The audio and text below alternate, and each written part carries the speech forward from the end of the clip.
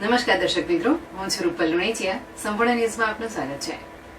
પાલનપુર ખાતે એક અરજદારના પિતાને ઈ કોમર્સનો ધંધો શરૂ કરવા માટે જીએસટી નંબરની જરૂર પડતા તેમણે ઓનલાઈન અરજી કરી હતી, જેથી અરજદારની અરજી આધારે સેન્ટ્રલ જીએસટી ઓફિસર પાલનપુરના જીએસટી ઇન્સ્પેક્ટર હનુમાન પ્રસાદ રામકિશન બેરવા અરજદારને ફોન કરી જીએસટી નંબર બાબતે વિઝિટ કરી વેરિફિકેશન કરવા માટે અમે આવીએ છીએ તેમ કહી અરજદારના ઘરે રૂબરૂ જઈ વિઝિટ કરી ફોટા પાડી પોઝિટિવ રિપોર્ટ આપવા માટે ₹2000ની લાંચની માંગણી ગેરકાયદેસર માંગણી કરી હતી. જે ગેરકાયદેસર લાંચના નાણાં ફરિયાદી આપવા માંગતા ન હોય, ફરિયાદીએ બનાસકાંઠા એસીબીનો સંપર્ક કરી ફરિયાદ આપી હતી, જેથી ફરિયાદના આધારે બનાસકાંઠા એસીબી પીઆઈ